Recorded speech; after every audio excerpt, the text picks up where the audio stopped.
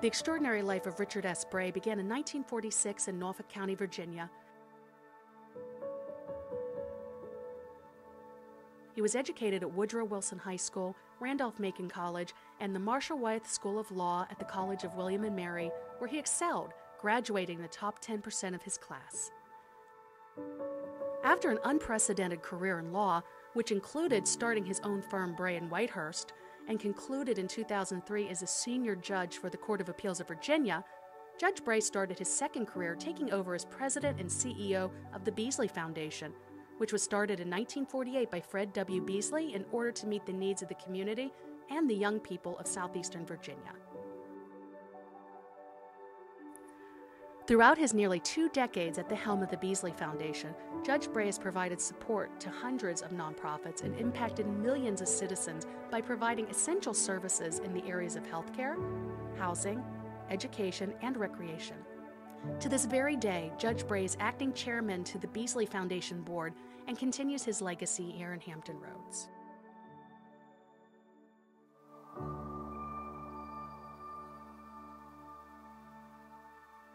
It's easy to ride down the street and keep your eyes straight ahead and not look left or right.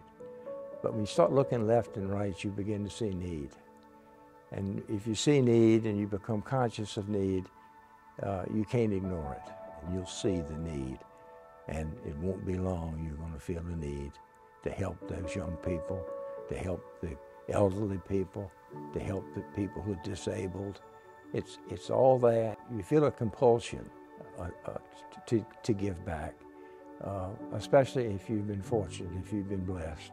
And government can't do it all, and government shouldn't do it all. To have a community, you have to have a heart, and that heart is one heart beating to make a stronger, healthier, more vibrant place to live for everybody.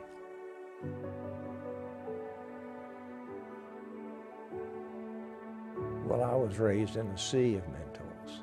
My mother and father, my brother, my older brother Bobby was 8 years older than me, and he was very protective of me. But I was especially blessed, and one of my best friends growing up was Chief Justice Lawrence I. Anson of the Supreme Court of Virginia.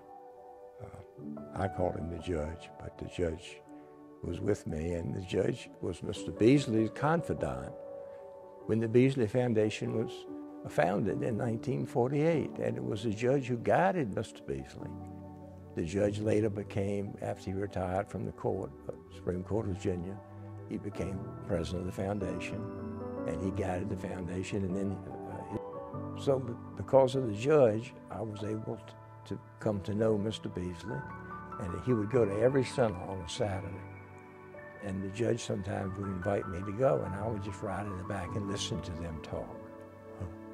And it was, I look back on it now, it was just a privilege. Mr. Beasley didn't just write checks. Mr. Beasley was involved, and the judge was involved. But in terms of my life, my relationship with Judge Anson was a tremendous gift.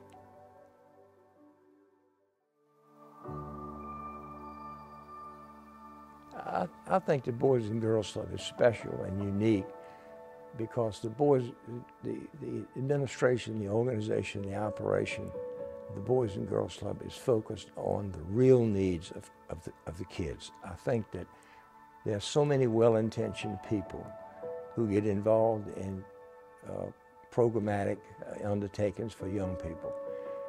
They don't have the capacity to sustain the program.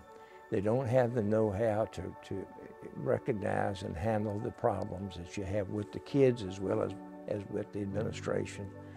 And so you end up with an empty building and disappointment. The Boys and Girls Club has a history of success and performance. And that's because talented people operate the Boys and Girls Club, and they know what they're doing, and they have credibility. So consequently, where do you go when you're going to make your grant or make your donation? You're going to go to the most successful organization, and that's the Boys and Girls Club. When you come dealing with young people, you can't beat the Boys and Girls Club.